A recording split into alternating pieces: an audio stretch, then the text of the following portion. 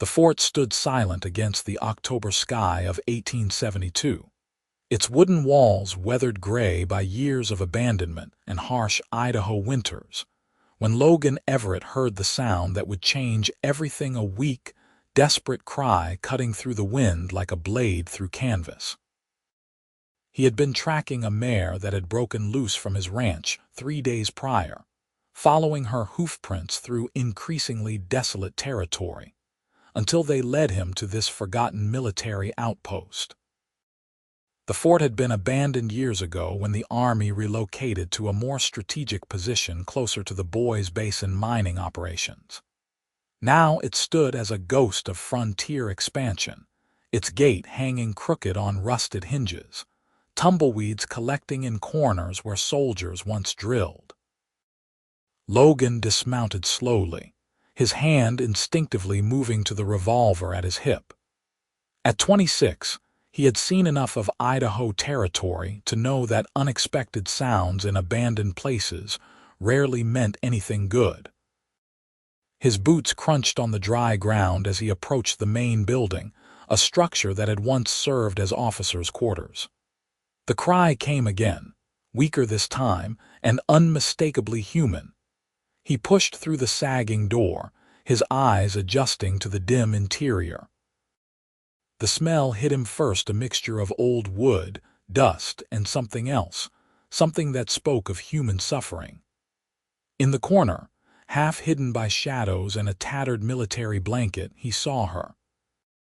She was young, probably no more than 22 or 23, with dark blonde hair matted with sweat and dirt.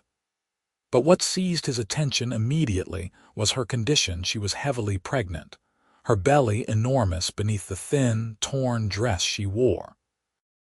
Her face was pale as milk, her lips cracked and bleeding, and her eyes, when they found his, held a desperation that made his chest tighten. "Please," she whispered, her voice barely audible. "Please help me." Logan crossed the space between them in 3 long strides, dropping to his knees beside her. Up close, he could see she was in terrible shape. Her skin was hot with fever, her breathing shallow and rapid. He had no idea how long she had been here, but from the look of her, it had been days without proper food or water. "Easy now," he said, keeping his voice low and steady. "I am going to help you. Can you tell me your name?" "Grace," she managed, her eyes fluttering. "Grace Brennan." "The baby is coming. It has been coming for hours, but I do not have the strength." Logan felt his blood run cold. He knew next to nothing about birthing babies, and even less about complications. What he did know was that this woman needed a doctor, needed other women who understood these things, needed to be anywhere but this abandoned fort in the middle of nowhere. "How far along are you?" he asked, though he could see the answer written on her body. 8 months, Grace whispered. "Maybe a little more. I lost track of the days." His mind raced through possibilities. Idaho City was a hard day's ride from here under normal circumstances. With a woman in labor, potentially dying, it would be nearly impossible. But staying here meant certain death for both her and the child. The fort offered nothing, no supplies, no shelter worth the name, no help. "I am going to carry you to town," Logan said, making the decision even as the words left his mouth. "There is a doctor there and women who can help, but I need you to hold on, Grace. Can you do that for me?" Her hand found his, gripping with surprising strength despite her weakened state. "I will try. But you should know the people who left me here, they might come back. They said I was a burden, that I slowed them down. They said no one would want to help a woman in my condition." Anger flared hot in Logan's chest, but he pushed it down. Questions could wait. Right now, survival was all that mattered. He moved quickly, gathering the cleanest corners of the military blankets to wrap around her. When he lifted her, Grace cried out, her body tensing with what he realized was a contraction. He waited, holding her as still as possible while the wave of pain passed, feeling utterly helpless. "I am sorry," he murmured. "I know this is going to hurt, but we have to move." Grace nodded against his chest, her face pressed into his shirt.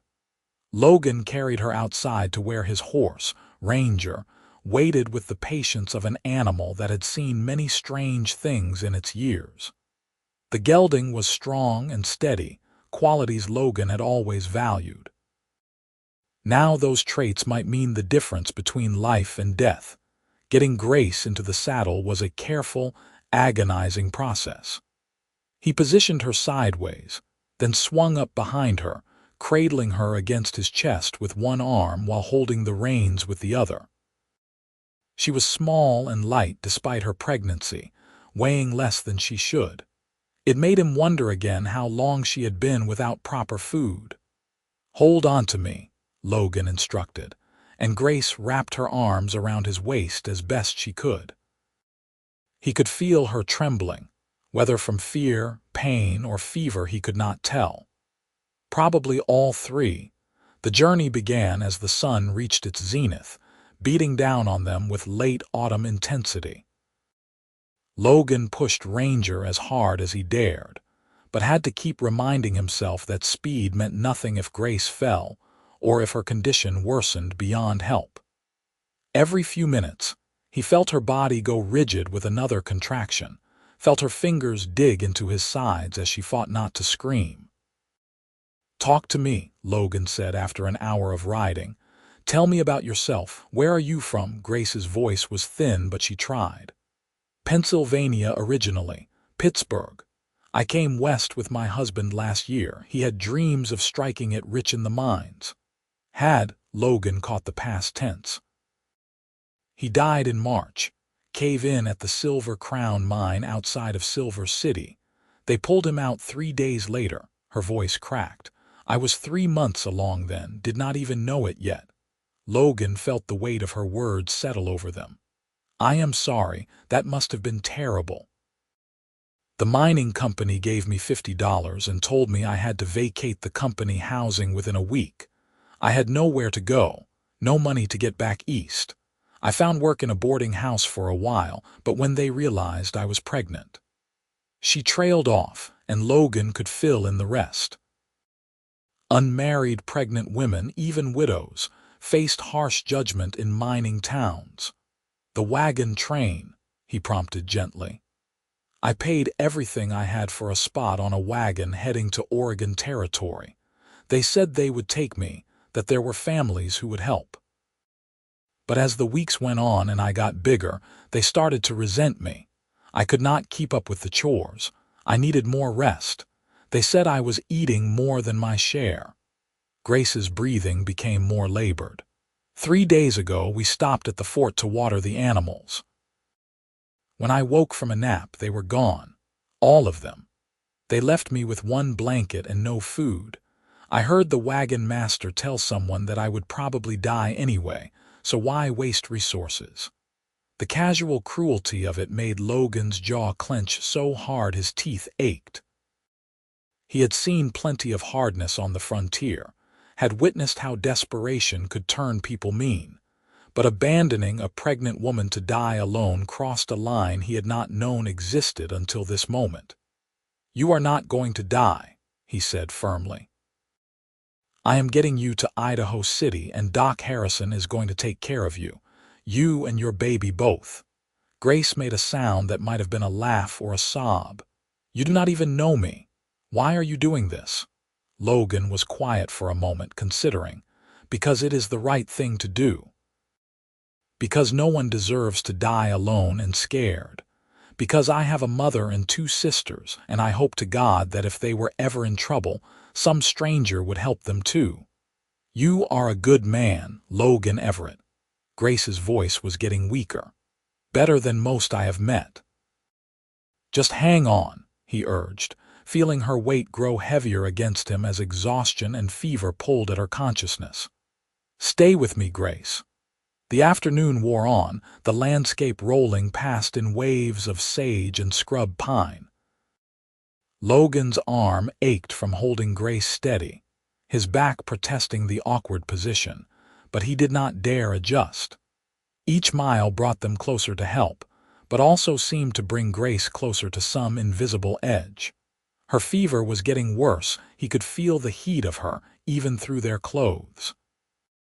Her contractions were coming more frequently, each one leaving her weaker than the last. As the sun began its descent toward the western mountains, Logan recognized landmarks that told him they were perhaps 3 hours from Idaho City. 3 hours that might as well be 3 days given Grace's condition. She had not spoken in over an hour, drifting in and out of consciousness, and that scared him more than he wanted to admit. "Grace," he said, jostling her gently. "Grace, I need you to wake up." Her eyelids fluttered. "Tired," she mumbled. "So tired." "I know, but you cannot sleep yet. Talk to me. Tell me about your baby. Have you thought of names?" It was a desperate attempt to keep her engaged, to keep her fighting. For a long moment she did not respond, and Logan felt panic rising in his throat. Then softly she spoke. "If it is a girl, I want to name her Hope, because that is what she is, my hope that something good can still come from all this pain. If it is a boy, maybe Thomas, after my father." Her hand moved to her belly, protective even in her weakened state. "I used to be so scared, you know. Scared of being alone, scared of raising a child by myself, scared of what would happen to us. But right now, I am just scared I will not get to meet this baby at all." "You will," Logan promised, though he had no right to make such a promise. "You are going to meet your baby, and you are going to watch that child grow up. You are going to be there for first steps and first words and all of it." Grace leaned her head back against his shoulder, and he felt wetness on his neck that he realized were tears. "Thank you for lying to me." "It is kind. I am not lying." Logan surprised himself with the fierceness in his voice. "You are one of the strongest people I have ever met, Grace Brennan. You survived losing your husband, being abandoned, days alone in that fort with no food or water. You are still here, still fighting. That baby is lucky to have you as a mother." She was quiet again, and Logan worried he had lost her to unconsciousness, but then she said, "Tell me about Idaho City. What is it like?" Logan understood what she was doing, trying to picture a future, a place to aim for, something beyond the pain and fear of this moment. He obliged her, painting pictures with words as Ranger carried them steadily onward. "It is a good town, smaller than it used to be since the big rush ended, but still lively. Maybe 1,500 people or so. The main street has a general store, a hotel, 2 saloons, a church, and Doc Harrison's office. There is a bakery run by a Swedish woman named Mrs. Lindstrom, who makes the best bread you have ever tasted. On Sundays, you can hear the church bell ring from anywhere in town." He kept his voice steady, soothing. "My ranch is about 5 miles outside town. Nothing fancy, a house, a barn, corrals for the horses I raise. I have a housekeeper named Martha who comes 3 times a week. She is going to love you." "Why would she love me?" Grace asked, her voice dreamy with fever. "Because Martha has been trying to find me a wife for 2 years now, and she is going to see you as a project. She will want to feed you, make sure you have proper clothes, introduce you to all the respectable families." Logan found himself smiling despite the circumstances. "She is impossible to say no to. I am not looking for a husband." Grace's words were slightly slurred. "One was enough for a lifetime." "I am not asking you to marry me," Logan said, though something in his chest tightened at her words. "I am just saying that there are people in Idaho City who will help you. You will not be alone anymore." The sun was touching the mountains when Logan finally saw the first signs of civilization, a small ranch with smoke rising from its chimney, fields that had been harvested for the season, a fence line that marked property boundaries. His relief was so intense it made him dizzy. "Almost there," he told Grace. "Just a little further." But Grace did not respond. Her body had gone completely limp against him, her breathing so shallow he had to strain to hear it. Logan kicked Ranger into a faster pace, no longer caring about the jolting motion. Time had run out. Idaho City appeared as the last light faded from the sky, its scattered buildings glowing with lamplight. Logan headed straight for the main street, shouting before he even dismounted. "Doc Harrison! I need Doc Harrison!" People emerged from buildings, drawn by the commotion.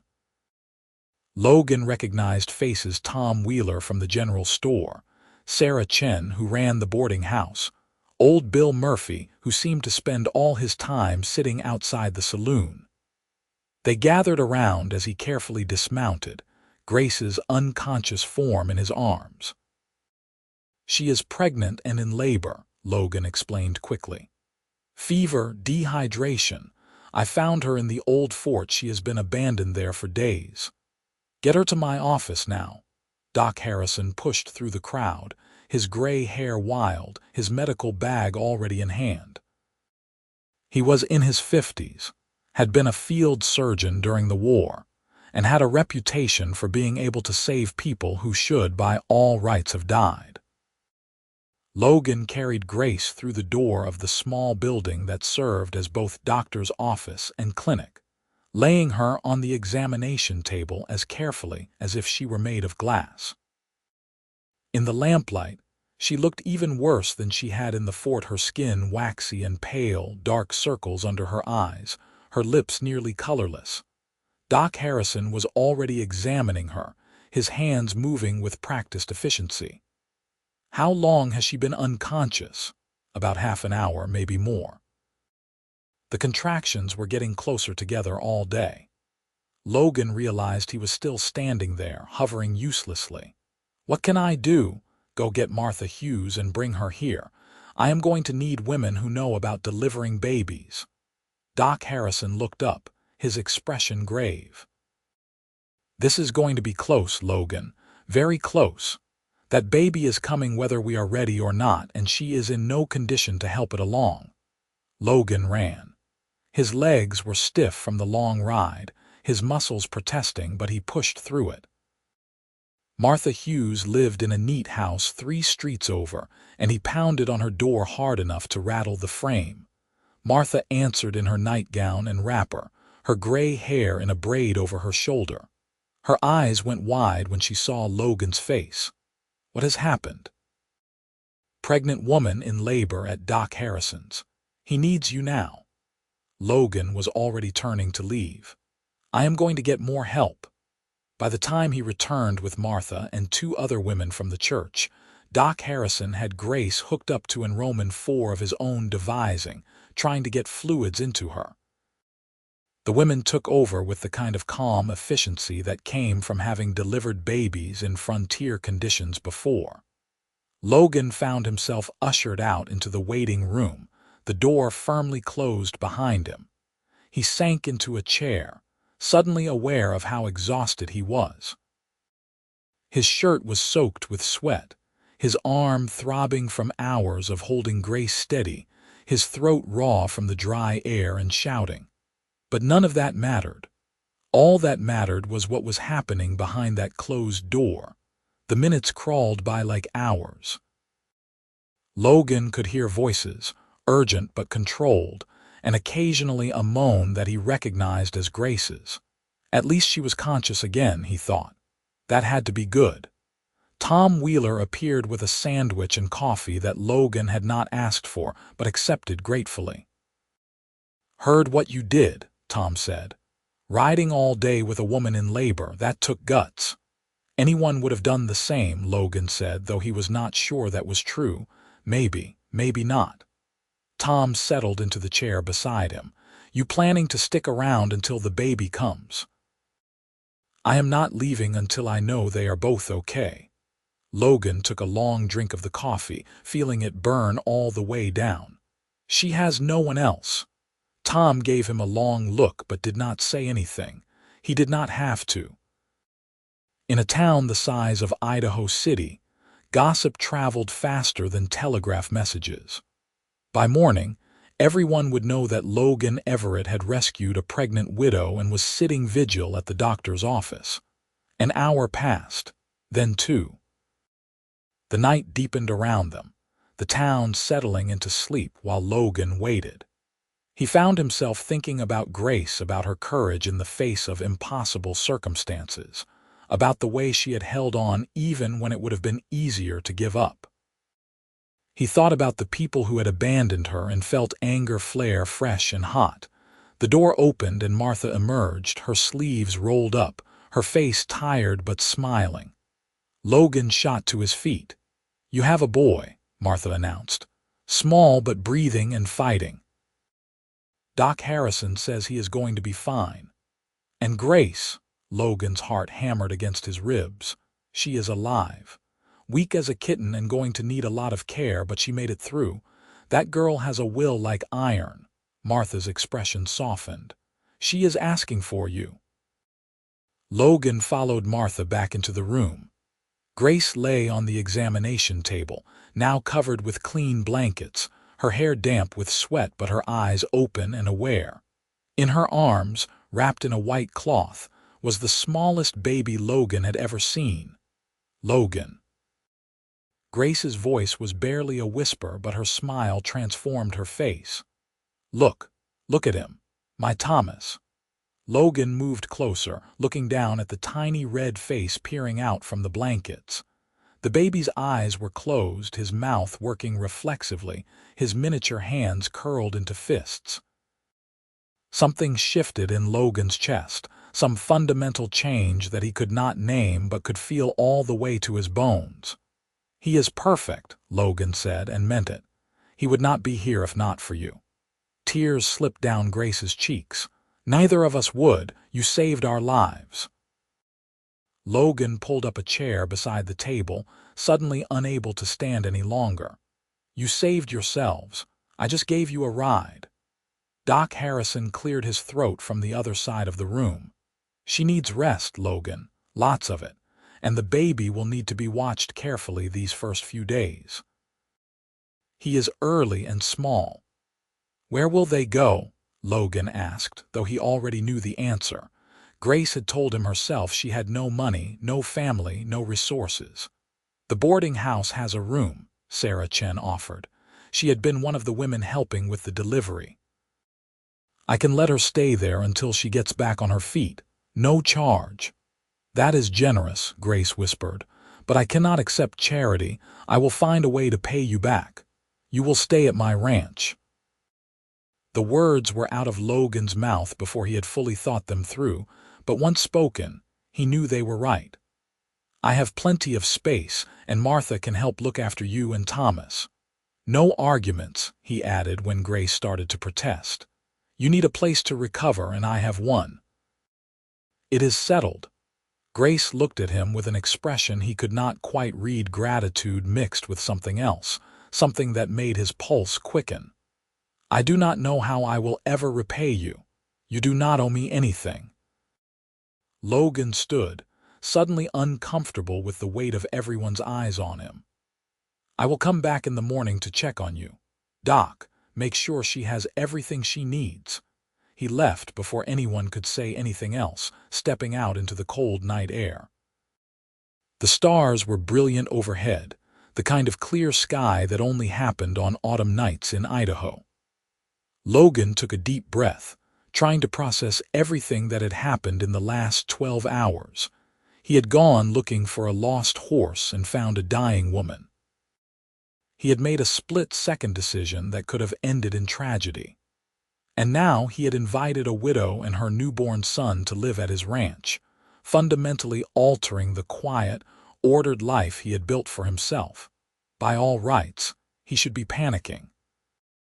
Instead, he felt something else entirely, a rightness, a certainty that this was exactly what was supposed to happen.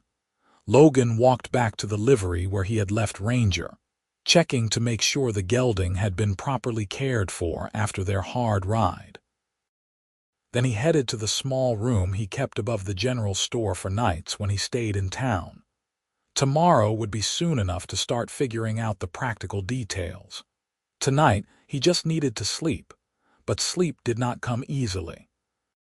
Every time he closed his eyes, he saw Grace's face, the desperation in the fort, the determination during the ride, the joy when she held her son. He kept hearing her voice, soft and grateful, saying his name. Morning came too soon and not soon enough. Logan was up with the dawn, washing in the cold water from the pitcher, pulling on clean clothes from his saddlebag. He headed back to Doc Harrison's office, surprised to find he was nervous. Grace was awake when he arrived, propped up on pillows while Martha fussed over her with a breakfast tray. The baby slept in a makeshift cradle beside the bed, a wooden crate lined with soft blankets. In the morning light, Grace looked better. There was color in her cheeks, and though she was still far too thin, the desperate edge had left her eyes. "Good morning," Logan said from the doorway. Grace's face lit up when she saw him. "Good morning. Martha brought me eggs and toast, real food. I cannot remember the last time I had real food."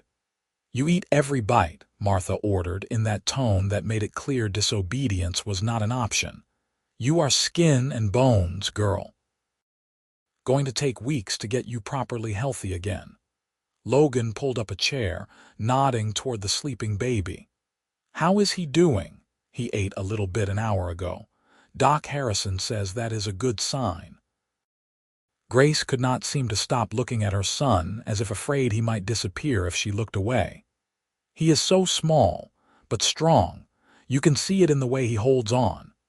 "Takes after his mother, then," Logan said, and was rewarded with a blush that spread across Grace's cheeks.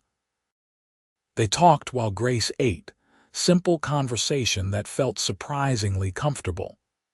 Logan found himself telling her about his ranch, about the horses he raised and trained, about the routine of his days. Grace talked about growing up in Pittsburgh, about her father who had been a carpenter, about how different the West was from everything she had imagined. When Martha left to run errands, the conversation grew more serious. "I want you to understand what you are offering," Grace said quietly. "I am a widow with a newborn baby and no prospects. People will talk. They will assume things about you, about me, about what kind of arrangement we have.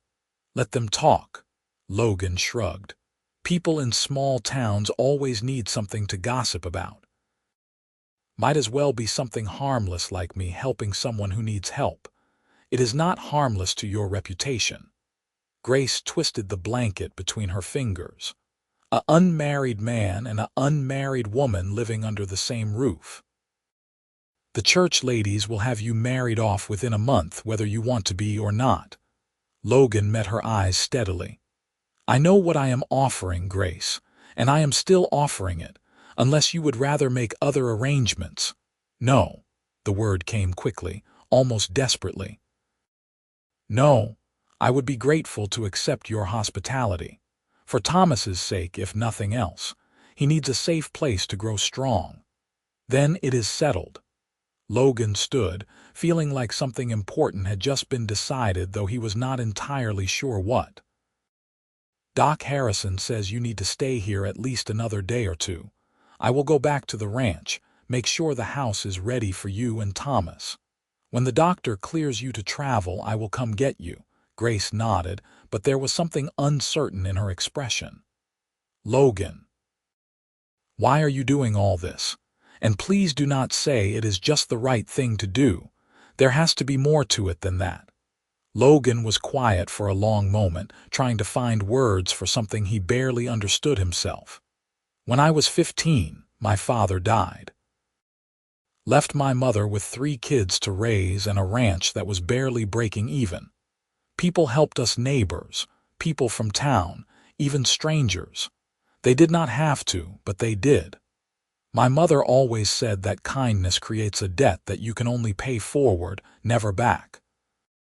So maybe that is what I am doing, paying forward the kindness that kept my family alive." It was not the whole truth. There was something else, something about the way Grace had felt in his arms during that long ride, The way her voice made his chest feel tight, the way he kept thinking about her smile. But those thoughts were too new, too confusing to examine closely, let alone speak aloud. Grace's eyes were suspiciously bright. "Your mother raised a good man, Logan Everett. I will tell her you said so. She is going to want to meet you, by the way, her and my sisters both. Fair warning, they are going to descend on the ranch the second they hear about you and Thomas. I would like to meet them too." Grace smiled, and Logan felt that strange tightness in his chest again. "It has been a long time since I had family around." Logan left the doctor's office feeling lighter than he had in months, maybe years. He collected Ranger from the livery, swung into the saddle, and headed out of town toward his ranch. The 5-mile ride gave him time to think, to plan, to wonder what exactly he had gotten himself into. The ranch house was simple but solid, built by his father 20 years earlier and improved upon since.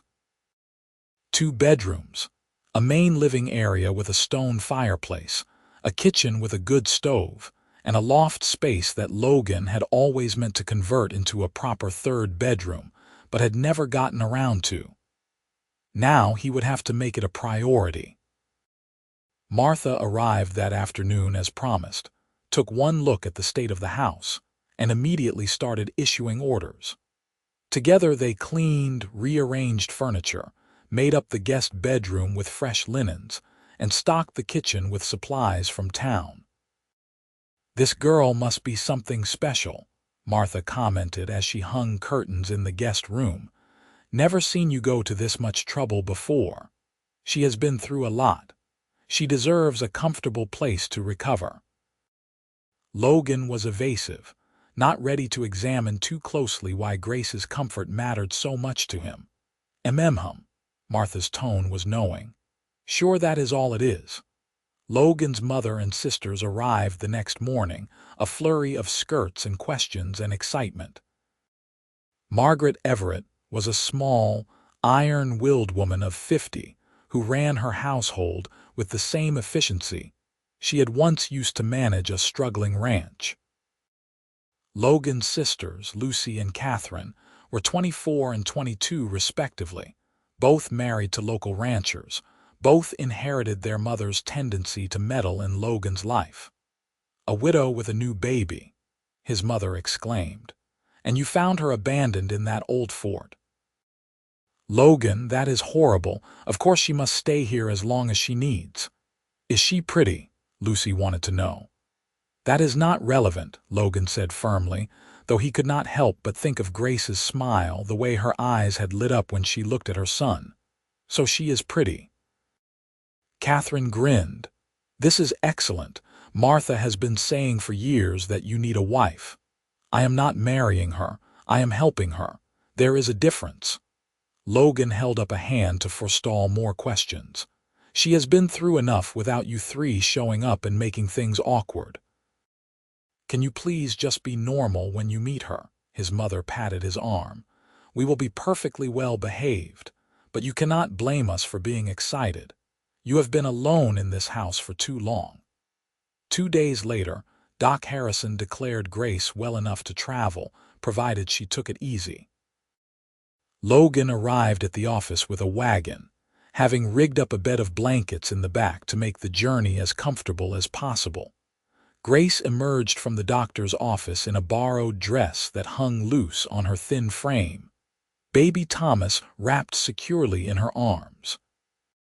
She still looked fragile, but there was a strength in her posture that had not been there before. "Ready?" Logan asked, offering his hand to help her up into the wagon. "Ready," Grace confirmed, though he saw her hand tremble slightly as she accepted his help. The ride to the ranch was slow and careful, Logan keeping the wagon to the smoothest parts of the road. Grace sat beside him on the bench seat, Thomas nestled against her chest, looking around at the landscape with wide eyes. "It is beautiful here," she said softly. "So different from Pittsburgh. So much space. Gets lonely sometimes," Logan admitted, "but I would not trade it for city living, Out here, a man can breathe. When the ranch came into view, Grace drew in a sharp breath. Logan, it is lovely. You never said it was this nice. It was not much by some standards, just a house and barn and corrals, but Logan had to admit, he felt a surge of pride at her words. He had worked hard to build this place into something worth having. Martha was waiting on the porch, and she took charge the moment the wagon stopped. Within minutes, Grace was installed in the guest bedroom. The baby settled in a cradle that Martha had borrowed from her daughter, and a hot meal was being prepared in the kitchen. Logan's family arrived an hour later, as promised. To their credit, they were gentle with Grace, not overwhelming her with too many questions. His mother fussed over Thomas with the tenderness of a woman who loved babies, while his sisters sat with Grace and made easy conversation about nothing in particular. As the afternoon wore into evening and his family finally departed, Logan found himself alone with Grace for the first time since bringing her to the ranch. They sat in the main room, the fireplace crackling softly, Thomas sleeping in his cradle nearby. "Your family is wonderful," Grace said. "I can see where you get your kindness from." "They are going to spoil Thomas rotten," Logan warned. "Fair warning." Grace laughed, the sound soft and genuine. "I think Thomas will survive being spoiled. He has had a rough start. He deserves some spoiling." They fell into comfortable silence, watching the fire. Logan found himself acutely aware of Grace's presence, the way the firelight caught in her hair, the graceful line of her profile, the gentle way her hand rested on the edge of the cradle, always maintaining contact with her son. "I have been thinking," Grace said suddenly, "about how to earn my keep here. I can cook and clean once I am stronger. I am good with mending and laundry. I do not want to be a burden on you." "You are not a burden." Logan leaned forward, his elbows on his knees. "But if it makes you feel better, I am sure there is plenty of work around here once you are fully recovered. Martha only comes 3 times a week, and she has been after me for years to hire someone full-time." "Then consider me hired," Grace smiled. "Though I have to warn you, I know nothing about ranching or horses." "That is all right. I know nothing about babies," Logan grinned. "Guess we will both be learning new things." The days that followed fell into a rhythm. Grace slowly regained her strength, eating the hearty meals Martha prepared, resting when Thomas slept, gradually taking on small tasks around the house. Logan went about his usual ranch work, but found himself coming back to the house more often than necessary, always with some excuse, checking if Grace needed anything, bringing in firewood, asking what she thought about supper plans. He told himself it was just making sure she was settling in all right. But he knew, somewhere deep down, that it was more than that. Thomas thrived in the warm, safe environment. He grew rounder and more alert with each passing day, his eyes beginning to focus, his tiny hands grasping at anything that came near. Logan found himself fascinated by the baby, by the way such a small creature could command so much attention and care. One evening, about 2 weeks after Grace arrived at the ranch, Logan came in from the barn to find her standing by the stove, stirring a pot of stew with one hand while jiggling a fussing Thomas against her shoulder with the other. "Let me take him," Logan offered, reaching for the baby before Grace could protest. Thomas settled against Logan's chest, his fussing quieting to small snuffles. Grace looked at them with an expression that made Logan's breath catch. "He likes you," she said softly. "He does not settle like that for just anyone." Logan looked down at the tiny face, felt the warmth of the small body, and something shifted inside him. He had not expected this, had not expected to feel this fierce protective instinct toward a child that was not his, toward a woman he had only known for a few weeks. "I like him too," Logan said, and meant it with an intensity that surprised him. Autumn deepened into the edge of winter. The aspen leaves turned gold on the mountainsides, and morning frost began to coat the grass. Grace continued to grow stronger, taking over more of the household duties despite Logan's protests that she should rest more. She cooked meals that filled the house with wonderful smells, kept the place cleaner than it had been since his mother lived there, and created a warmth that had nothing to do with the fire in the hearth. Logan found himself looking forward to the end of each workday, to coming inside and finding Grace in the kitchen, Thomas in his cradle nearby. They talked for hours in the evenings, sharing stories about their lives, their dreams, their fears.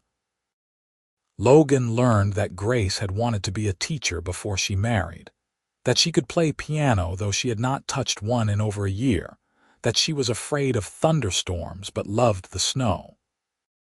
Grace learned that Logan had always wanted to raise horses, that he read more than most people suspected, that he had been in love once before when he was 20, but she had married someone else. "You still think about her?" Grace asked one night as they sat by the fire. Logan considered the question. "Sometimes, but not the way I used to. I think I was more in love with the idea of being in love than with her specifically. When she chose someone else, it hurt, but mostly it hurt my pride." "Have you loved anyone since?" Grace's voice was carefully neutral. Logan really looked at her, seeing not the desperate, dying woman he had found in the fort, but the strong, beautiful, complicated person she had become in his life. Her hair was shiny and healthy now, pulled back in a simple braid. Her eyes were clear and bright. Her hands, busy with mending in her lap, were steady and sure. "I am starting to think I might be," he said quietly. Grace's hand stilled. She looked up, met his eyes, and Logan saw his own feelings reflected back at him, hope and fear and something that might have been love, or might have been the beginning of it. "Logan," she whispered. "We should not, it is too soon, and I do not want you to feel obligated. I do not feel obligated." Logan set aside the book he had been pretending to read and moved to sit beside her. "I feel a lot of things, Grace, but obligated is not one of them." "I have nothing to offer you," Grace said, but she did not pull away when Logan took her hand. "I am a widow with a child. I have no money, no prospects, no family. You could have any unmarried woman in this territory." "I do not want any unmarried woman, I want you." The words came out more intense than Logan intended, but he did not take them back. "You are brave and strong and kind. You love your son with a fierceness that amazes me. You make this house feel like a home instead of just a place I sleep. And when I look at you, I feel things I have never felt before." Grace's eyes filled with tears. "I am afraid. I cared about my husband, but I was never in love with him. Not really. We married because it seemed practical, because he promised me a better life. And then he died and left me with nothing, and I swore I would never depend on a man again." "I am not asking you to depend on me," Logan said, though part of him wanted exactly that. "I am just asking you to give us a chance. No promises, no pressure. Just a chance to see what this could be." Grace was quiet for a long moment, her hand warm in his. Then slowly she nodded. "A chance. I think I can do that." Logan smiled, felt something tight in his chest finally loosen. He lifted her hand to his lips, pressed a soft kiss to her knuckles, and saw Grace's eyes widen with surprise and something else, something that looked like desire. They did not kiss that night, though Logan wanted to. It felt too soon, too much. But they sat close together, hands linked, and talked until the fire burned down to embers. When Grace finally went to her room with Thomas, Logan lay awake in his own bed for hours, thinking about the future for the first time in years. November arrived with the first snow, light flurries that dusted the ground and made everything look clean and new. Logan taught Grace to ride, putting her on his gentlest mare and leading her around the corral while she laughed at her own clumsiness. She taught him to change Thomas's diapers without getting soaked, and they both laughed until they cried when Logan managed to get it wrong anyway. Martha watched it all with knowing eyes, making comments about how good they looked together, how Thomas needed a father, how Logan was smiling more than she had seen in years. Logan's mother and sisters visited frequently, always bringing some gift for Thomas, always finding excuses to leave Logan and Grace alone together. "They are matchmaking," Grace observed one Sunday after the family had left. "They could not be more obvious if they tried." "I know," Logan said. "Does it bother you?" Grace considered, bouncing Thomas gently in her arms. "No, I do not think it does. Is that strange? I should probably be more resistant to the idea of getting involved with anyone so soon after." She trailed off, not finishing the thought. "Nothing about this situation is normal," Logan pointed out. "Maybe that means normal rules do not apply." Their first kiss happened on a Tuesday in mid-November. Logan had been out mending fence lines all day, came in cold and tired to find the house warm and smelling of fresh bread. Grace was at the stove, her cheeks flushed from the heat, and when she turned and smiled at him, Logan knew he could not wait any longer. He crossed the kitchen in 3 strides, cupped her face in his hands, and kissed her with all the pent-up longing of the past weeks. Grace made a surprised sound against his mouth, then melted into him, her hands fisting in his shirt as she kissed him back. When they finally broke apart, both breathing hard, Grace looked dazed. "I have been wanting to do that for weeks," Logan admitted. "I have been wanting you to," Grace whispered back, and then they were kissing again, deeper this time, more certain. Thomas chose that moment to wake with a wail from his cradle in the other room, and they broke apart laughing. Grace went to tend to the baby while Logan stood in the kitchen, touching his lips and feeling like his whole world had just shifted on its axis. Thanksgiving came, and with it an invitation to his mother's house for dinner. Grace was nervous about going, worried about being on display, worried about what people would think. Logan held her hand the entire ride into town, assuring her that his family loved her already. The day was chaotic and warm, filled with too much food and too much laughter. Logan's brothers-in-law were good men who treated Grace with easy kindness, never asking intrusive questions or making her feel like an outsider.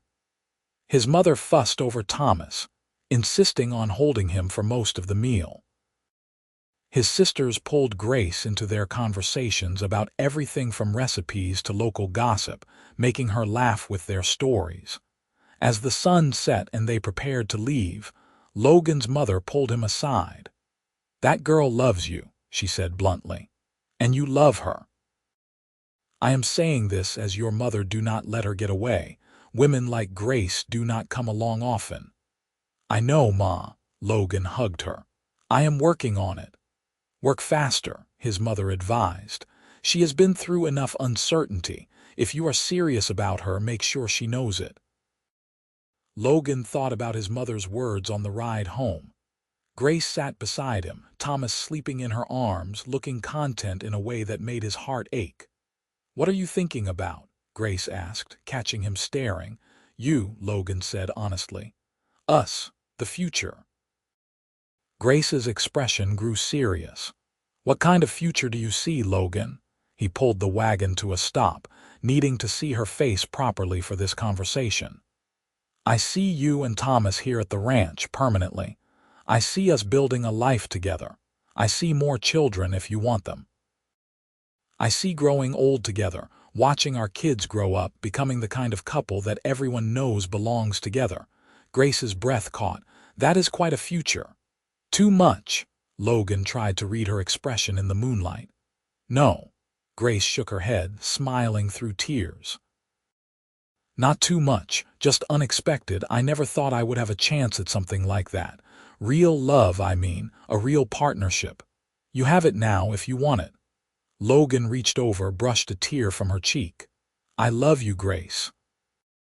I think I have loved you since the moment I found you in that fort, though I did not know it then.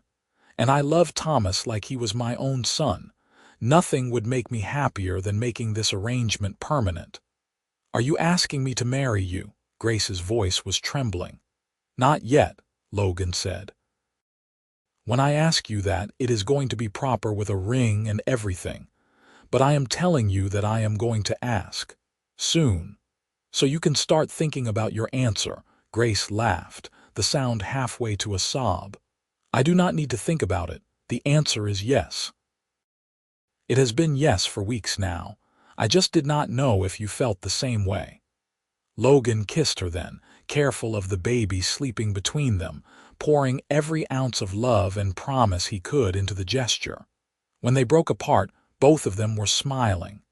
"Can we get married before Christmas?" Grace asked. "I know that is fast, but I do not want to wait. I have spent too much of my life waiting and being afraid. I want to start our life together now." "Before Christmas it is," Logan agreed. He would have married her the next day if she wanted. "Though my mother is going to insist on throwing you a proper wedding. You know that, right? I would not expect anything less." Grace settled against his shoulder, careful not to wake Thomas. "Logan, thank you for finding me. Thank you for not leaving me in that fort. Thank you for giving me a reason to hope again." "Thank you for letting me love you," Logan replied. "Thank you for taking a chance on a broken-down cowboy with more horses than sense." "You are not broken down," Grace protested. "You are perfect." Logan laughed and started the wagon moving again, heading home to the ranch that was truly a home now. The future stretched out before them, bright with possibility. The news of their engagement spread through Idaho City faster than wildfire. Within a day, Logan could not go into town without being congratulated or teased or offered advice. His mother, as predicted, took complete control of the wedding preparations, enlisting his sisters and Martha to help. Grace was measured for a proper dress, a simple but elegant creation in cream-colored wool that would be warm enough for a December wedding. Logan bought a new suit, the first formal clothing he had owned in years. They met with Reverend Thompson to discuss the ceremony, endured his gentle lecture about the sanctity of marriage, and promised to raise Thomas in the church. 2 weeks before the wedding, a hard snow swept through the valley. Logan woke to find the world transformed, everything blanketed in white. He dressed quickly and went to check on the horses, making sure they had shelter and feed. When he came back inside, he found Grace standing at the window with Thomas, showing him the snow. "His first snowfall," Grace said softly. "I wish he was old enough to remember it." Logan came up behind them, wrapping his arms around Grace and the baby. "We will make sure he sees plenty more. Idaho winters are not known for being gentle." Thomas made a gurgling sound, reaching toward the window with fat baby hands.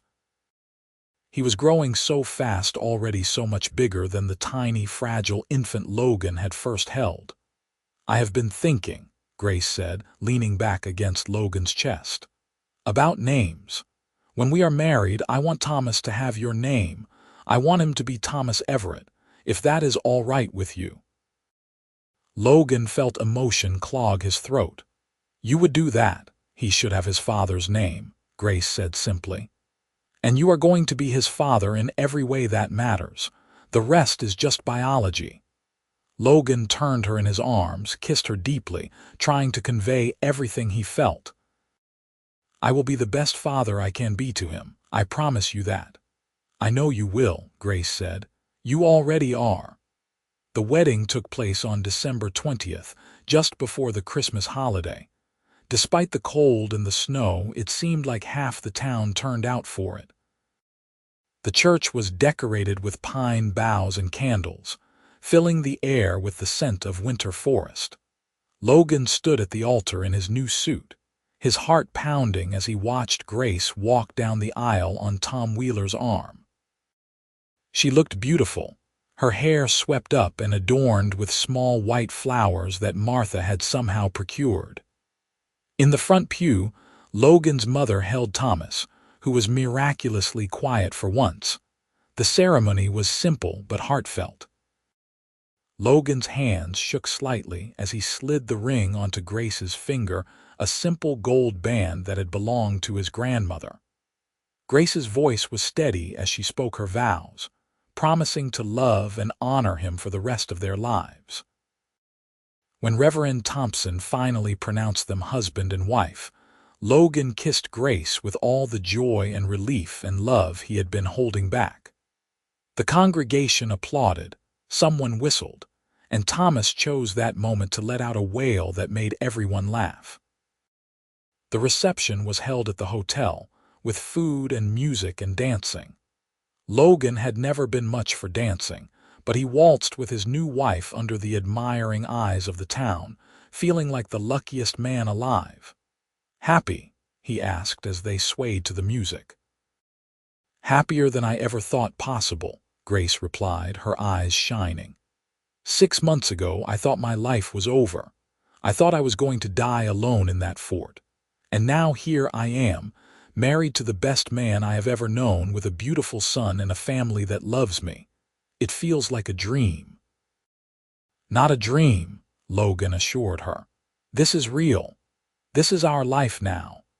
They left the reception early, eager to return to the ranch and their new life together. Logan carried Grace over the threshold while she laughed, then insisted on doing the same with Thomas even though the baby was asleep. Their wedding night was gentle and sweet, both of them nervous despite having lived together for weeks. Logan took his time, treating Grace like something precious, learning the shape of her body, the sounds she made, the way her hands felt on his skin. Afterward, they lay tangled together in his bed, their bed now, and talked in whispers about the future. "How many children do you want?" Grace asked, tracing patterns on Logan's chest. "As many as you are willing to give me," Logan replied. "Though I am happy with just Thomas if that is all you want." "I want more," Grace said. "I want Thomas to have brothers and sisters. I want this house to be full of children and laughter. I want the family I always dreamed of. Then that is what we will have." Logan kissed the top of her head. "I will give you everything I can, Grace. I promise you that." Christmas came 5 days later, bringing with it more snow and a peace that settled over the valley like a blessing. Logan's family descended on the ranch for Christmas dinner, filling the house with noise and warmth. They exchanged simple gifts: a new shawl for Grace, a book of poetry for Logan, countless toys for Thomas that he was far too young to appreciate. As the evening wore on and the family departed, Logan and Grace found themselves alone again with their son. They sat by the fire, Grace leaning against Logan's shoulder while he held Thomas. "This time last year, I never could have imagined this," Grace said quietly. "I was still mourning my husband, just beginning to realize I was pregnant, terrified of the future." "And now," Logan prompted. "Now I am home." Grace looked up at him, her eyes full of love. "For the first time in my life, I feel like I am exactly where I belong." Logan kissed her, soft and sweet, a promise of all the years to come.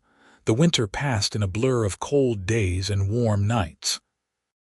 Logan worked on improving the ranch, with plans to expand the horse operation in the spring. Grace made the house truly theirs, adding small touches that transformed it from a bachelor's residence into a family home. Thomas grew and changed daily, starting to smile and coo, recognizing his parents' faces and voices. In February, Grace discovered she was pregnant again. Logan was beside himself with joy, already planning where they would put another cradle, talking about building additions to the house to accommodate their growing family. "We do not even know if I will carry to term," Grace cautioned, though she was smiling. "It is still very early." "You will," Logan said with certainty. "And this baby is going to be healthy and perfect, just like Thomas." He was right. Grace's pregnancy progressed smoothly, none of the complications that had marked her pregnancy with Thomas. She bloomed with health, her happiness evident in every aspect of her being. Spring brought new life to the ranch. Foals were born in the pastures, the garden Grace had planned began to sprout, and the mountains lost their snow cover. Logan taught Thomas to ride, sitting the 9-month-old baby in front of him in the saddle and walking the gentlest mare around the corral. Thomas shrieked with delight, his chubby hands tangled in the horse's mane. Summer arrived hot and bright. Grace was 7 months pregnant now, moving slower but still insisting on helping around the house and garden. They spent long evenings on the porch, watching the sun set behind the mountains, talking about everything and nothing. "I love you," Grace said one evening, out of nowhere. "I know I have said it before, but I do not think I say it enough. You saved my life, Logan, not just in the physical sense, though you did that too. But you saved me from despair, from loneliness, from thinking I was not worth loving. You gave me a family and a home and a reason to hope. I will spend the rest of my life being grateful for that." Logan pulled her close as her belly would allow. "You saved me too. I did not even realize how lonely I was until you came into my life. This ranch was just a place I worked. Now it is a home. You did that, Grace. You and Thomas and this new baby we are going to meet soon. You made my life mean something." Their daughter was born on a warm September evening, almost exactly a year after Logan had found Grace in the abandoned fort. The labor was quick and easy compared to Thomas's traumatic birth, and soon Logan was holding a tiny, red-faced girl who looked remarkably like her mother. "Hope," Grace said, looking at the baby with tears streaming down her face. "Her name is Hope Everett." Logan thought about the name Grace had mentioned all those months ago in Doc Harrison's office, the name she had chosen in her darkest moment, when hope was the only thing keeping her alive. "Hope is perfect," he agreed, placing the baby in Grace's arms. "She is perfect." Thomas, now 13 months old and walking, was fascinated by his new sister. He wanted to touch her constantly, bringing her his favorite toys, patting her head with surprising gentleness for a toddler. As summer faded into autumn again, Logan found himself reflecting on how much had changed in just 1 year. The scared, desperate woman he had found in the fort had become his strong, confident wife. The tiny, premature baby had become a sturdy, laughing toddler. And now they had Hope completing their family. "You ever think about that day?" Grace asked one evening as they sat on the porch, watching the first colors of autumn appear on the mountainsides. "The day you found me, all the time," Logan admitted. "It was the best day of my life, even though I did not know it at the time. I was so scared," Grace remembered. "I thought I was going to die in that fort. I had accepted it, actually. And then I heard your footsteps, and for a moment I thought I was hallucinating. I could not believe someone had actually found me. I almost did not go into the fort," Logan confessed. "I almost just checked the outside for my horse and moved on, but something made me go in. Maybe fate, maybe God, maybe just dumb luck. Whatever it was, I am grateful for it every day." Grace reached over, took his hand. "I do not believe in fate. I believe in choices. And you chose to help me, even when it would have been easier to ride away. That is what I am grateful for, your kindness, your courage, your good heart." Logan squeezed her hand, thinking about all the choices that had led them here, his choice to search for his horse, his choice to enter the fort, his choice to ride all day with a dying woman, his choice to bring her to his ranch instead of leaving her at the doctor's office. Every choice had felt inevitable at the time, but looking back, he could see how easily things could have gone differently. "I would make every choice again," Logan said. "Every single one if it meant ending up here with you. The years that followed were good ones." The ranch prospered as Logan's reputation for raising quality horses spread. They added on to the house twice, needing more space as their family grew. 2 more children followed Hope, a son they named William and another daughter named Catherine, after Logan's sister. Thomas grew into a strong, capable boy who loved horses as much as his father did. By the time he was 6, he could ride better than most adults and was already helping with the ranch work. He never asked about his biological father, seemed content to simply call Logan Pa and leave it at that. Hope was quiet and thoughtful, always watching and listening, absorbing everything around her with serious gray eyes. William was wild and fearless, constantly getting into scrapes that Grace had to patch up. Baby Catherine was sweet and smiley, beloved by her older siblings. Grace flourished as a mother and rancher's wife. She joined the ladies' auxiliary at the church, helped organize the annual harvest festival, became known throughout the valley for her kindness and her excellent pies. She never forgot where she had come from, often taking food and supplies to families who were struggling, remembering what it was like to have nothing. Logan's mother lived long enough to see all 4 of her grandchildren from Logan, passing peacefully in her sleep when Thomas was 8. His sisters remained close, their families gathering frequently for dinners and celebrations. On their 5th anniversary, Logan took Grace back to the old fort. It had deteriorated further in the years since he had found her there, the walls starting to collapse, the roof caved in completely in places. They stood in what had once been the officers' quarters, where Grace had lain dying. "I cannot believe I survived this place," Grace said, looking around at the ruin. "Cannot believe you found me here." "I can," Logan said. "You are the strongest person I know, Grace. You would have survived somehow even if I had not found you." Grace turned to him, wrapped her arms around his waist. "Maybe, but I am glad I did not have to try. I am glad you found me. I am glad you carried me to town. I am glad you fell in love with me." "Falling in love with you was the easy part," Logan said, kissing her forehead. "Everything else just followed from that." They rode back to the ranch as the sun set, painting the Idaho sky in shades of orange and pink and gold. 4 children waited for them at home, along with Martha, who was watching them for the evening. The house glowed with lamplight, smoke rising from the chimney, and Logan thought about how empty it had been before Grace. That night, after the children were asleep and they lay in their bed, Grace traced the scar on Logan's hand, a mark from a horse bite he had gotten years ago. "Tell me something you have never told me before," she requested. Logan thought for a moment. "When I first brought you to the ranch, I was terrified, not of you or Thomas, but of how much I already cared.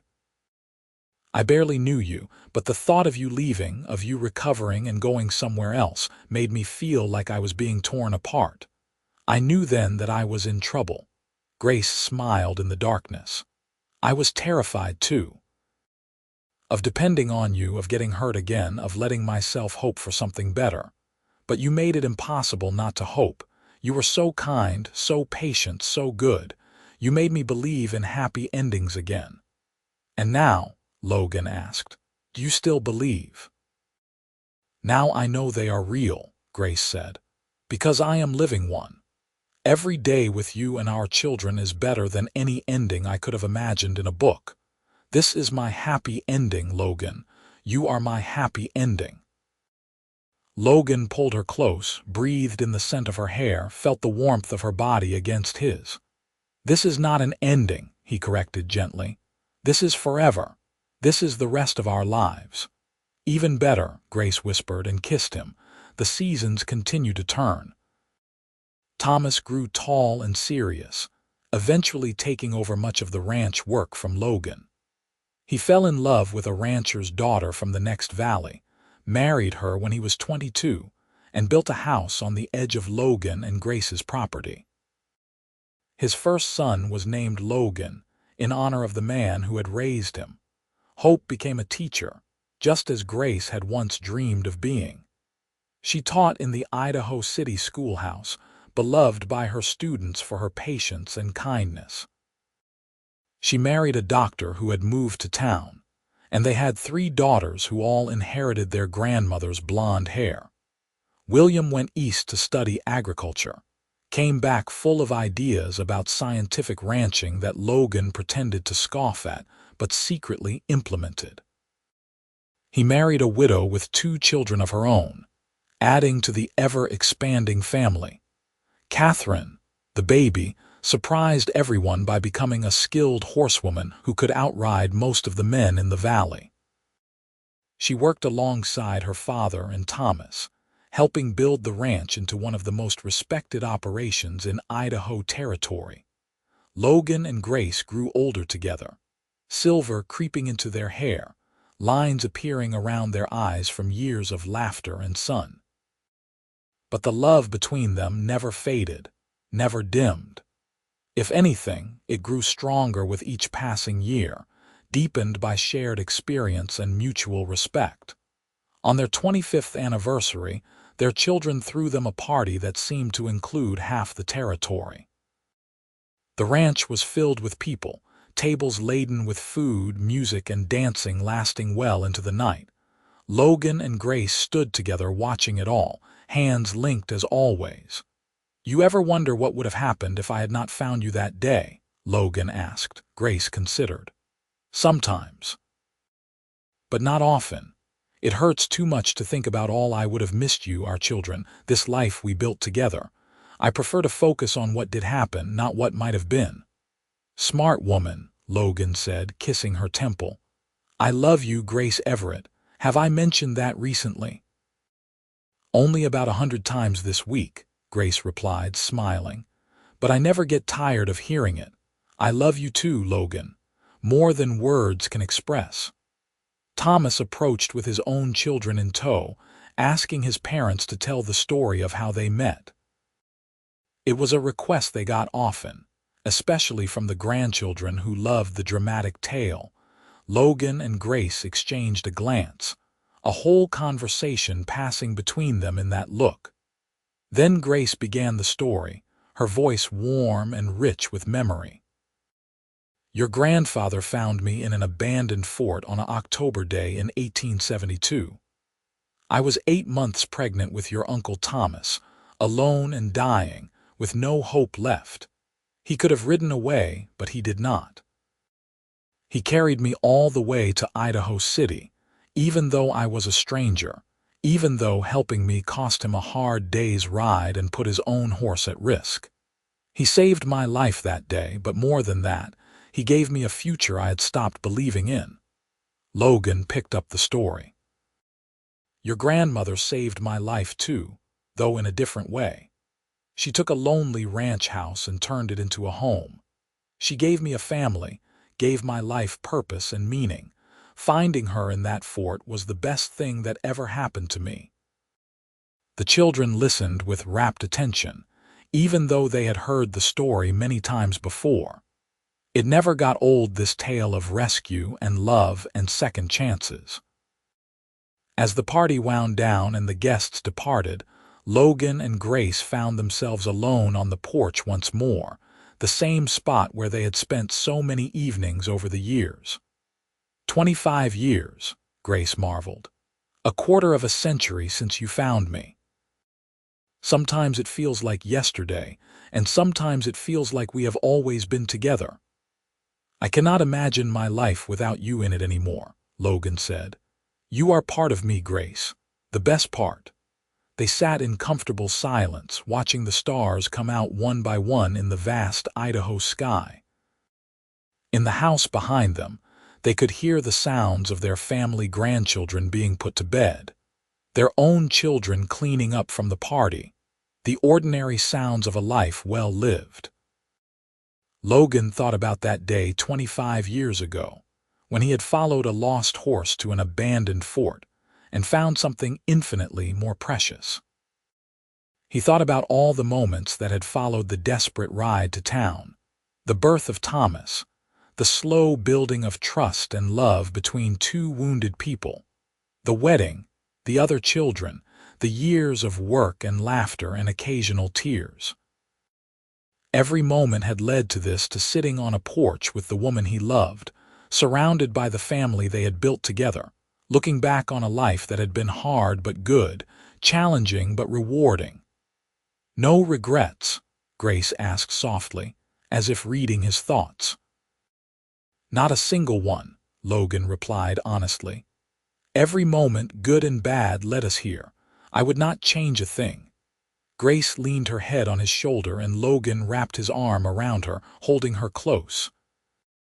They stayed like that for a long time, watching the night deepen around them, content in the knowledge that they had found what so many people searched for their whole lives: true love, real partnership, a home that was built on more than just wood and stone. The abandoned fort where their story began had long since collapsed completely, returned to the earth from which it had come. But the love that began there endured, growing stronger with each passing year, a testament to the power of kindness, courage, and choosing to hope even in the darkest moments.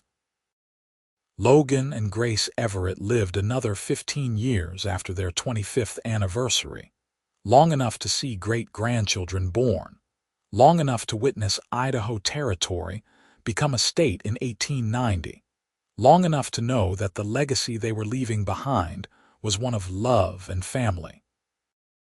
They died within 6 months of each other, Grace first in the spring of 1897, Logan following that autumn as if unable to bear being parted from her for long. They were buried side by side in the Idaho City Cemetery, their graves marked with simple stones that bore their names and the dates of their lives. But their real legacy was not in stone or earth.